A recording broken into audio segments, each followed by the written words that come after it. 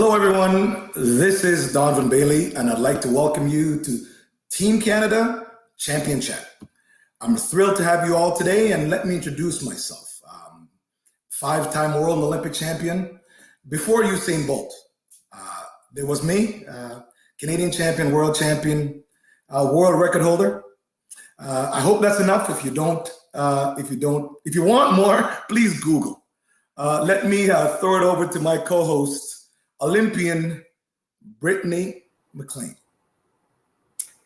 Welcome, everyone, and thank you, Donovan. As mentioned, my name is Brittany McLean. I am a two-time Olympian in the sport of swimming, and I never thought I'd have to follow Donovan Bailey in an intro, but after that one, I don't know what else to tell you about myself. I have the pleasure of having the Olympic bronze medal, and I'm the Canadian record holder in the 800 and 1500 meter freestyle events. So for the next 45 minutes, we'll be talking about what it means to be a champion, hearing from our awesome panel of Team Canada Olympians that just competed in Tokyo. We also want to hear how you, the viewers, are enjoying the chat. So don't forget to share with us by submitting your questions and comments in the comment box in the TCCC YouTube channel. A lot of C's there. We have an exciting group of athletes with us today from parts of the Turtle Island, also known as Canada. Today, I am joining this chat from Toronto, Ontario, the traditional territories of the Mississaugas of the Credit, the Anishinaabeg, the Chippewa, and the Haudenosaunee, and the Wendat peoples. It is so important that we recognize the land because without it, where would we be able to practice sport? Without the water, we can't swim or paddle or dive. And without the ground, where would we run, bike, or roll? At Team Canada Champion Chats, we love to challenge our viewers. Here is our challenge for you today. Reflect on what you can do to demonstrate your gratitude to have access to this incredible land, whether by learning about the Indigenous peoples that first called Turtle Island home, or the origins of sports like lacrosse and canoe. Start by thinking, how have you used the land this summer?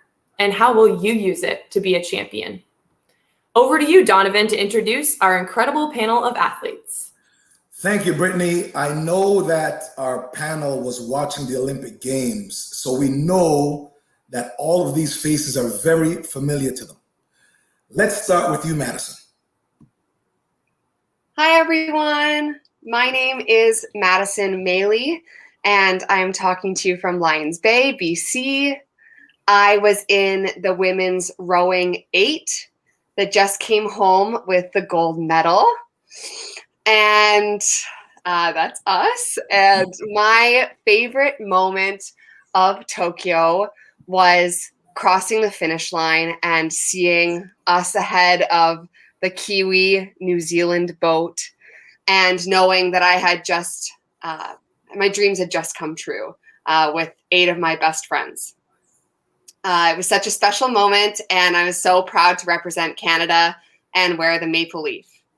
I did want to show you guys one of the souvenirs I brought back with me.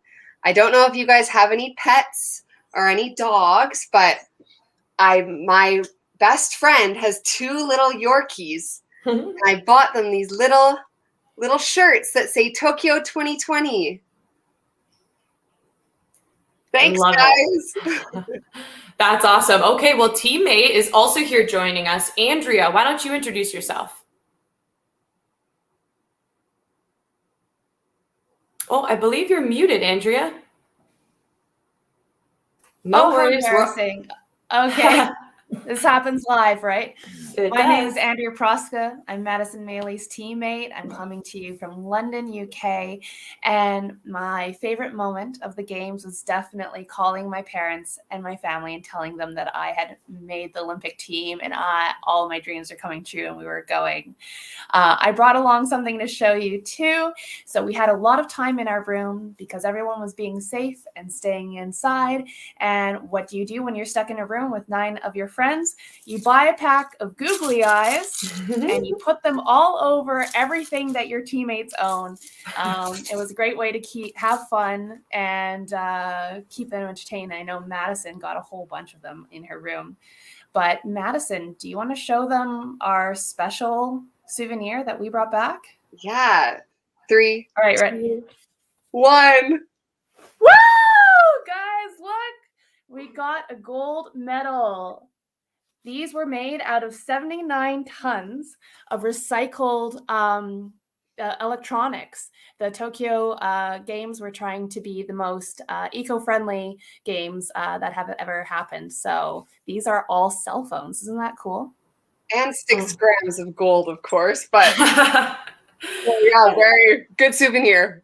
I was gonna say, I don't think there's a much better souvenir, but also motivation to everyone there at home to see you two right in front of us. I almost want to come out of retirement. That is inspiring, to say the least. But last but not least, we still have one more guest, so I want to introduce him. Marcus, are you with us? Hi, yeah, right here.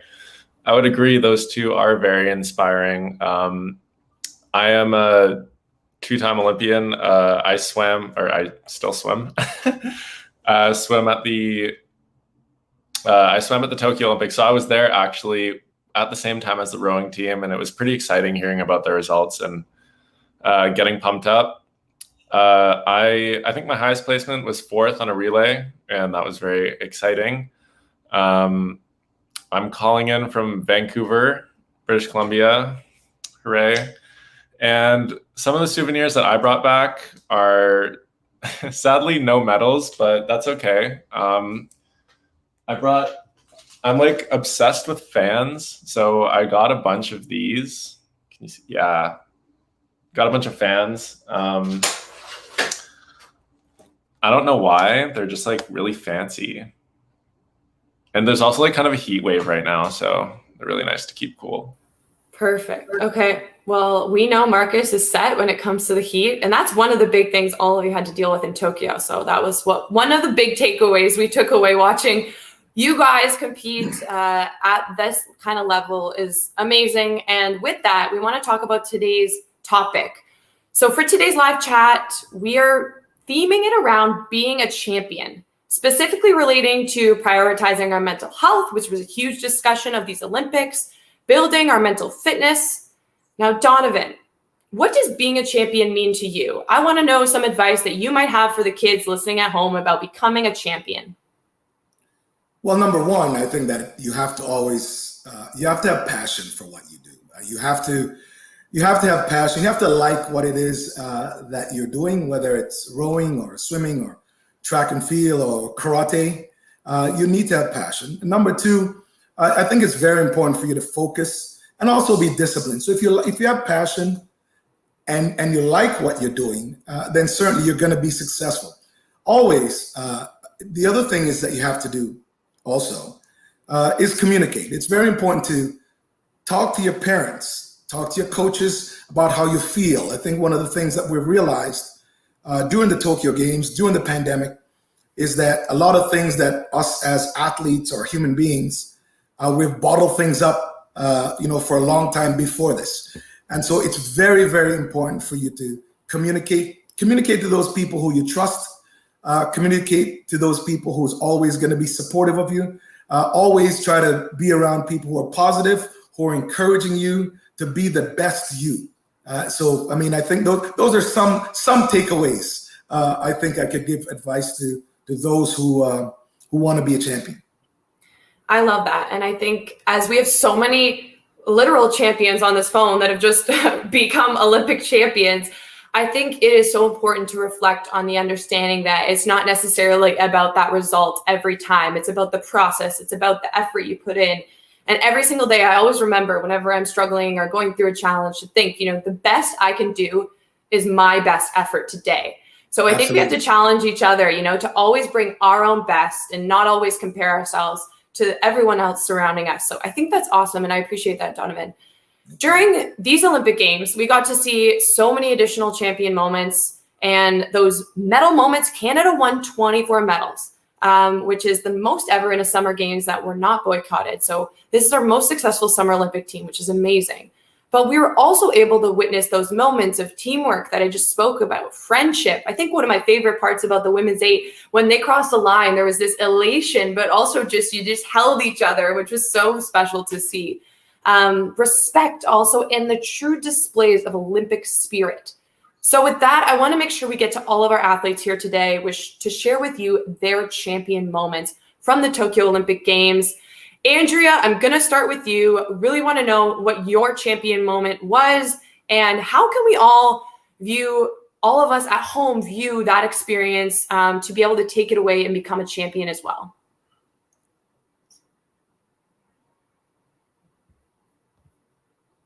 Andrea, are you with us? Oh. Okay, if Andrea's not there, maybe we shift to Madison. Madison, are you there? Hi. Awesome. Okay, Madison, do you mind sharing with us your champion moment? Yeah, I would say my champion moment was having my whole community in Lions Bay rally for Team Canada. So there's a picture of the rally that happened in Lions Bay. And it was so special because they made me a video that I could watch, and I could hear all the speakers, past Olympians. I could hear different people in government. I could hear different community members and different kids all throughout Lions Bay talk about, what it takes to be an athlete, especially an athlete on the national team and an Olympian, and how much hard work goes into it. And I think the biggest part was just believing in yourself. And of course, everyone on this call, we've all doubted ourselves or had moments of, can I do this? Can I reach my goals? But my Olympic moment was having everyone here believe in me. And that allowed me to believe in myself. As we take those little things away. I know for me too, my family made this a beautiful video that I was able to see all the cheers back home, and especially for you guys to be able to take that and take the that sense of pride we had back in Canada, even though you couldn't see us there physically, I think is so important. So appreciate that. Let's go to Andrea. Andrea, we were just talking about being a champion. So I want to know for you, what is it to be a champion? I think one thing I want to talk about being a champion is about dealing with those big emotions, nervousness, being scared. And it might surprise some of you guys to know that even Olympians get nervous before the start of a race. Going up to the start line, the nerves are always going, because this is something that's really important to us. It's something that we've worked long and hard for, maybe the better part of a decade, to have this moment. So it's okay to feel nerves. And the way that I always think about it is kind of like being a pot of boiling water. And you just kind of want to keep that on simmer until you get to the start line.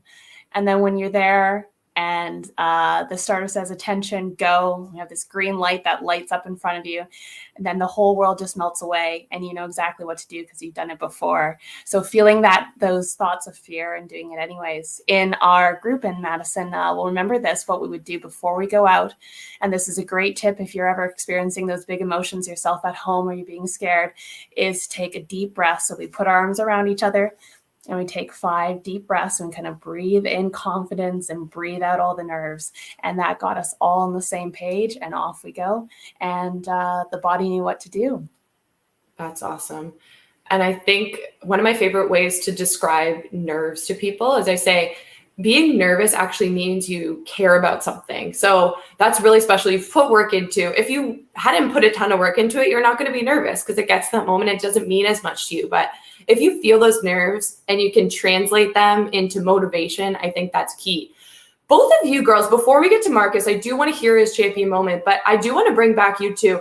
Before that, I want to know, and maybe I'm the only one that wants to know this, but well, it's twofold. The first question, I want to know, when you're backwards moving, do you know when the race is finished, or do you know where you are in terms of the rest of your competitors, or are you just like going and looking straight forward and not aware of what's beside you?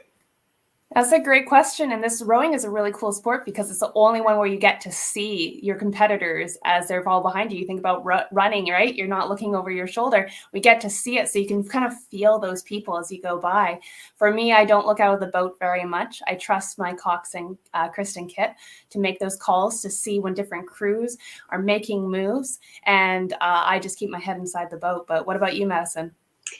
Yeah, we try to stay internal, and you have to follow the person in front of you. So it's important that you're not looking out of the boat too much. But It's Kit, our coxswain's job, to steer and to look at our competitors and see if they're moving or if we need to make a tactical move. But to go to your point, Brittany, we'd hear a beep, a horn at the finish line. And so we know that's how we're done. But normally our coxswain, she has meters on a stroke coach that she looks at.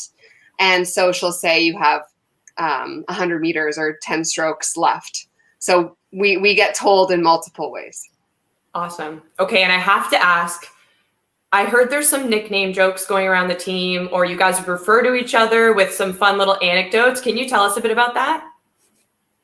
Yeah, I'll tell you about Madison's. Madison is Barbie because not only is she so beautiful and then universally loved, but she has a nickname called Big Barb that comes out in the middle of racing where she gets really feisty and, she's just an amazingly strong woman.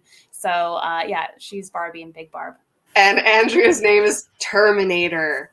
Andrea speaks German. She's our German speaker in the boat. But we know Arnold Schwarzenegger is actually Austrian. I think Andrea taught us. But Andrea's just a beast, and she's an engine in the middle of that boat. And so we thought Terminator also just matched that energy. Awesome.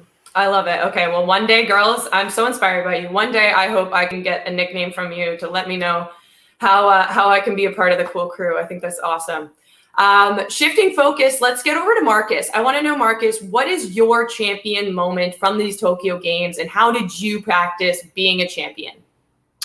Yeah, I think my champion moment is a little different than the other two. I had a bunch of races in Tokyo. I think like 2 relays and 2 individuals. So that's like a lot of times you're coming up and down. And my Tokyo journey had ups and downs, but I would say the champion moment was being able to take the downs and still come back up and have highs after, like the resiliency and not looking at when you don't perform as your best as a failure, and instead look at that as like a learning experience and adapting, doing what you need to do to come back and perform at your best another time. So I think an example of that would be the very first race I did in Tokyo was the 100-meter backstroke. And I really didn't do a good job, to be honest, looking back. But the next morning I had to rally because the coaches told me that they wanted me to swim the 4x100 meter freestyle relay.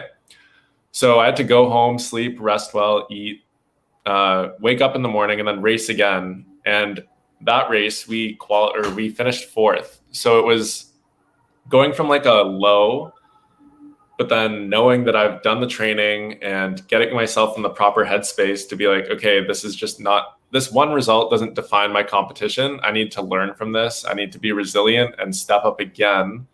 And that got us to a 4th place finish on the relay. Yeah, I love that. I think that's so cool. Yeah. Oh. Okay, it's on me now? Yeah. Oh, sorry. Should I tell you about what my champion moment is, or should I just continue? Well, you did tell us about being a champion, but maybe do you have a highlight, Donovan, from Tokyo that stood out to you? Brittany, I do. I think it's one. I mean, I've been on the track, so I actually know what it's like to be a champion, on the track. But I have to tell you that as a fan now, and I get to fanboy out watching, and my moment from Tokyo was obviously the women's soccer team. I thought that. I thought it was incredible. It was signs of resilience and hard work, and I got to experience this inside of the CBC studio with Serena LeBlanc, who obviously had gone through that emotional journey. One as a goalie, as an athlete on the team, and now in studio as an analyst, and it was incredible to kind of see her emotions. And exactly what it meant to her to see some of her teammates actually bring back the goal for Canada. So for me, that was an incredible thing for me. So I have to say that it was amazing hearing all of these incredible moments from these champions during the Olympic Games. I love it. That's so cool. Those are some of my greatest memories of these games too. I think you develop so many memories as an athlete, and then to be able to watch it and respect the work that's gone in, but also be able to stand there with joy and pride to know that was once where you were, but then now you can be on this side and experience it. So that's awesome. And Absolutely. We know you guys back home were also involved. So we received a ton of questions from the athletes, from our champion viewers, for the athletes, from our champion viewers across the country. And I think it's time we need to answer a couple. So we're going to start with a question from Marcus. And I believe we have a video. If we can get that video up here, Marcus. Do you have a lucky charm or rituals before competing? Okay, so that question is from We are proud of you. Woo! Awesome. There you go. Okay, CPA St. Leonard from Montreal, Quebec. Marcus, do you have a lucky charm or a ritual before competing? I'd first like to say that I just love that little cheer at the end. That was so cute. I don't have a lucky charm, but I do have a little ritual. I like to crack my back and then my hands and my neck. Oh. Yeah, it's like kind of a weird one, but it feels really good, I guess, in the moment. It's like There's chiropractor for that, isn't there, Marcus? Yeah, it's like I have no idea why, but it's like I just can't race unless I do it, and like it feels I love so it. Yeah. You just need to, the whole thing about racing, right? Whatever for you works, you have to feel race ready. And if that makes you relax behind the blocks and feel as race ready as you can be, then it's a great strategy. Yeah. There's a couple pictures of me like really like cracking my neck, and it looks a bit weird, but it's my. That works. It works for you. Yeah. It works for you. What about you, Donovan? Did you have any rituals before your races? You know what? I'm a little OCD anyway, so maybe I'm extremely OCD, and I like things in chronological order. You know, so every day I was competing. So on race days, I had my same headphones, usually the same music. You know, I got my uniform. I had to put my number on, essentially clockwise, with the pin on my jersey, on my uniform. So yeah, I had a bunch of little things, nothing really specific, but it usually threw me off if I didn't do things in chronological order before I got to the race. So that's probably nothing crazy. I don't think so anyways. That's what I just said is very normal to me.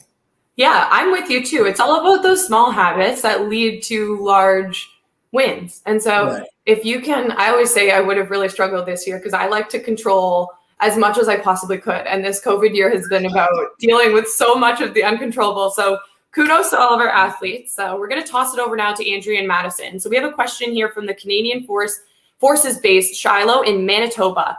And their question, you can read at the bottom, but look at how, oh my gosh, so many cheering. The question is, do you have dance parties at the Olympics? So that's from the Canadian Forces based in Shiloh, Manitoba.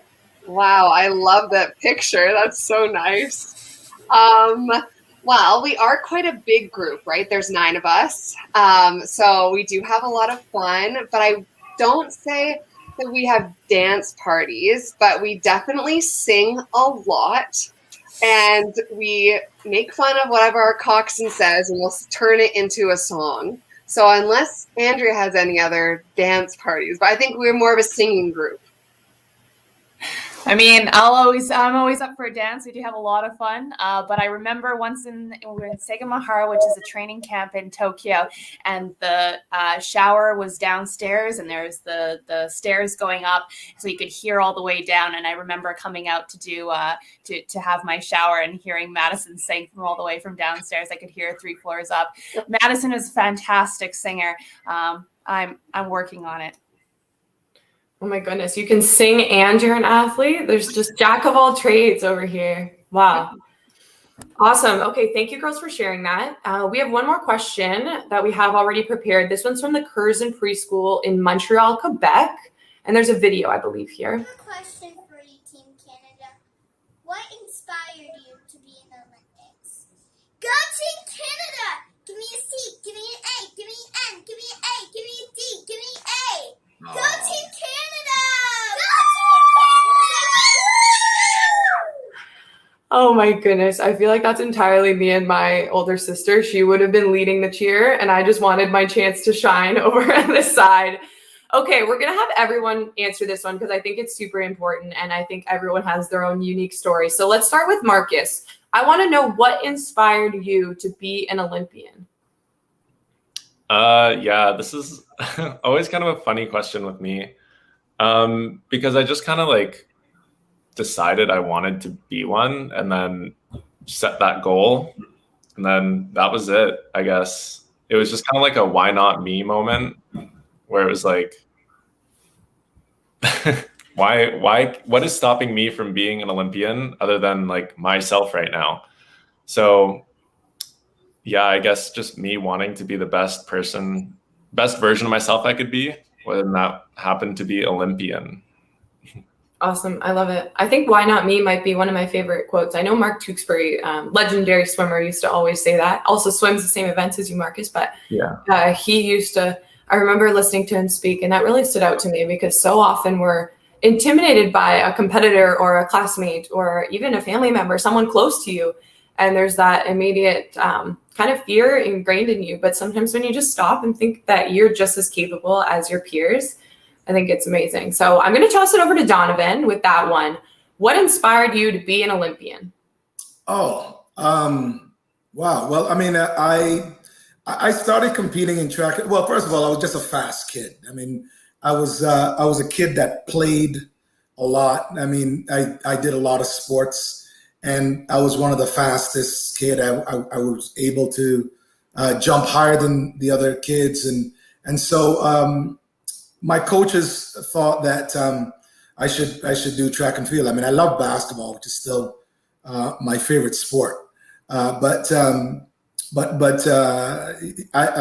high school, I was ranked one of the fastest kids in the country here. I ran 10.5 when I was 15 years old, so they knew I was capable of running well. But I didn't really take this seriously until I was an investment banker and realized that sitting inside of a building was not stimulating me enough. I really wanted to be outside. I wanted to be free. I wanted to be in the sunshine. And so, I met a coach named Dan Paff, and he said, you are extremely talented, and anytime you are ready to take this seriously and you are going to be focused and disciplined enough, then come and train with me. I believe that you will be the very best in history. So I left Oakville, went to see Dan Paff at Louisiana State University in Baton Rouge, Louisiana, and the story is told from then. That was 1994, and I was the world champion the next year, and the Olympic champion, world record holder, and a few world records after that. And that's it. Awesome. I love it. Okay, so let's go to Andrea. Andrea, what inspired you to be an Olympian? That's a good question. I think I always thought that someone who had one of these was just always good at sports. And I'm here to tell you that that's not the case. I was very, very bad at sports. And at the age of 27, which is the age that a lot of my mentors actually retire from the sport, I had an opportunity to try out for this rowing program. And I had a job and I had a career and I was doing my own thing, and I'd never really been that sporty. And I called up my mom and dad and I asked them, this is crazy, because I had to quit my job to do this. And I never rowed before. And my parents told me, Andrea, you never want to wonder what if.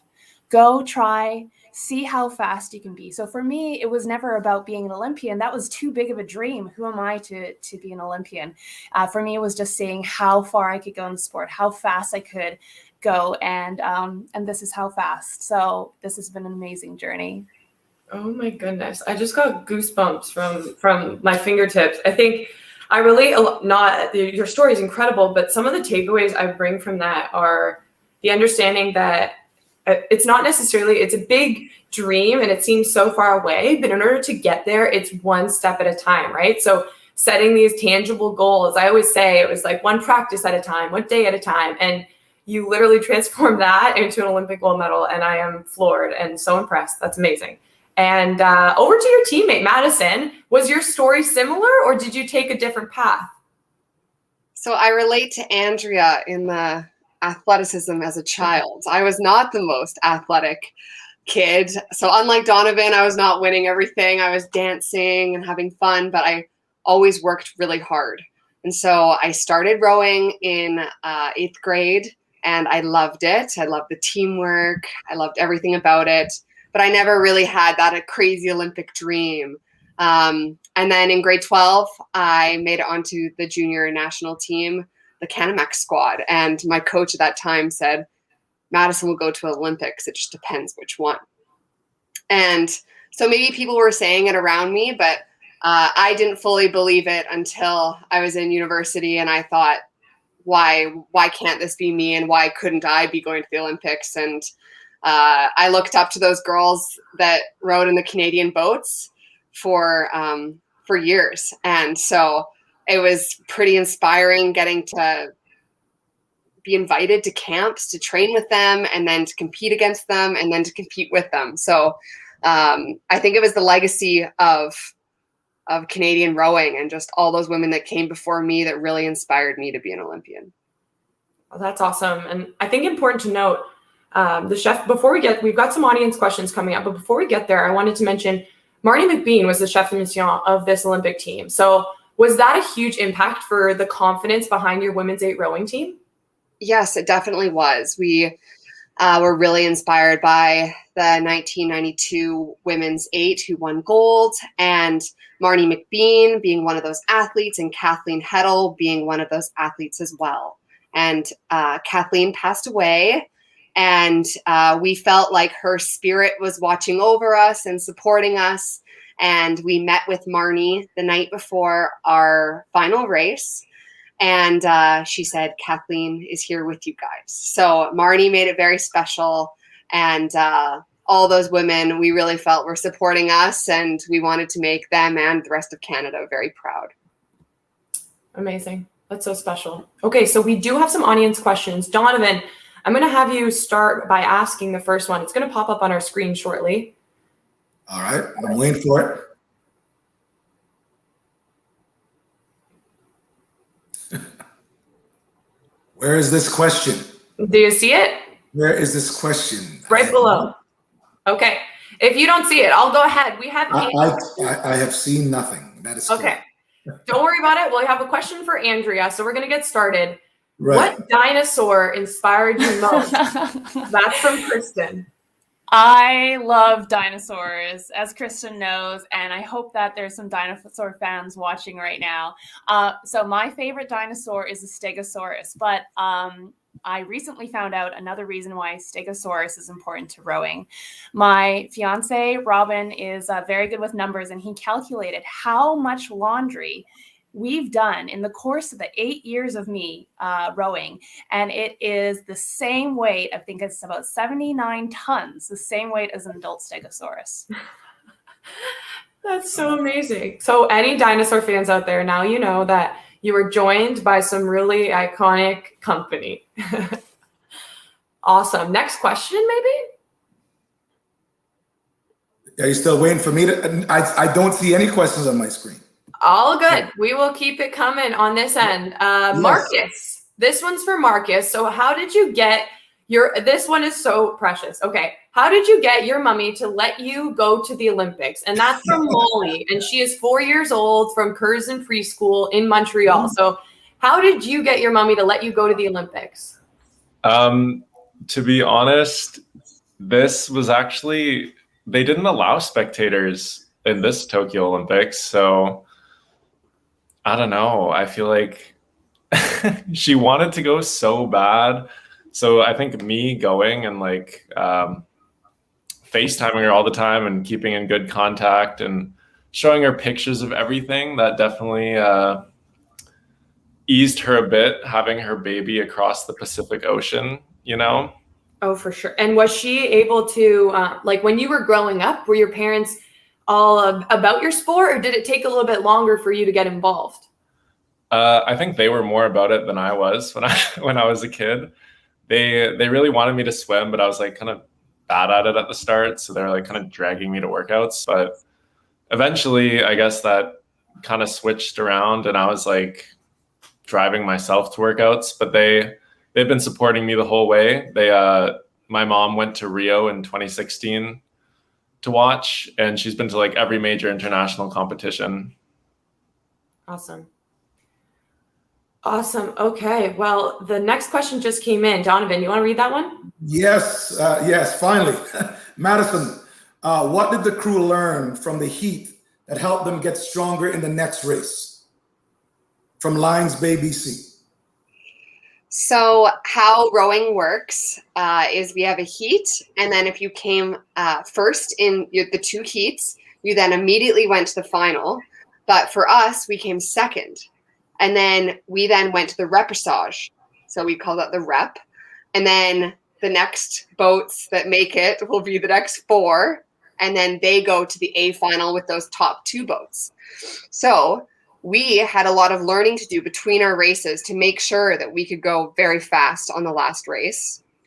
So I think we learned to really focus on what we're good at. So we were very good in the middle 1,000 of our race. So focusing on that instead of maybe looking at our weaknesses. So we really played to our strengths. Awesome. I love it. I think the next question is actually for Donovan. So I'll ask you, Donovan. I want to know, or Comac actually wants to know, who's the Team Canada mascot, which other Olympians are you most excited to meet? So is there someone that caught your eye in Tokyo that you're really excited to meet? Wow. Well, okay. So the person that I wanted to meet, I'm going to age myself a lot. The person that I really desperately wanted to meet when I went to my first Olympics was Muhammad Ali, and I got to meet him, which is amazing. But yeah, there's a ton of athletes. I'm actually going to reach out to David Shoemaker to kind of find out if we're going to have a post COVID gathering somewhere, even if it's virtual, for the amazing athletes that competed in Tokyo. And I'd like to just get in there and say hi to everyone, because I know that just bringing back that many medals, the entire country is inspired, and we will have we have a ton of young Olympians being born or having this great desire to be in the 2032. And those other Olympics going forward, representing our great country. Awesome. I love that. Okay, so since this is Classroom Champions, I think we have some amazing all-around athletes, but also students. And so I wanted to take a chance to ask, I'm going to start with Marcus, because I know you just graduated from Run program, and I believe we're getting ready to start the other, but I want to know what you studied in school. Like university? Yeah. Okay, cool. Yeah. I just graduated this May with a undergraduate degree in environmental science, which is pretty funny because I never took a biology course in high school. And then when I went to university, I just decided to do that. And now this September, I'm starting a PhD program in zoology. Amazing. So PhD program, I think that's a pretty obvious point in the right direction to say that you can do it all. You don't have to just pick one school or sport. I know for me, I was a full-time student when I was competing at both of the Olympic Games that I did. So I think that's a really great lesson. And I want to toss it over to the girls as well. So Madison, I wondered if you had either a subject in school that might have been your favorite, or what degree you studied, and if so, what you thought maybe your main track towards careers was going to be. Yeah, well, I always loved to sing, so I would say choir was probably my favorite subject. And probably my least favorite subject was math. But then I ended up getting a business degree from Northeastern University in Boston, and I focused my studies on management. And while I was rowing, I actually took my Canadian securities courses because I'm looking to go into financial management soon. Awesome.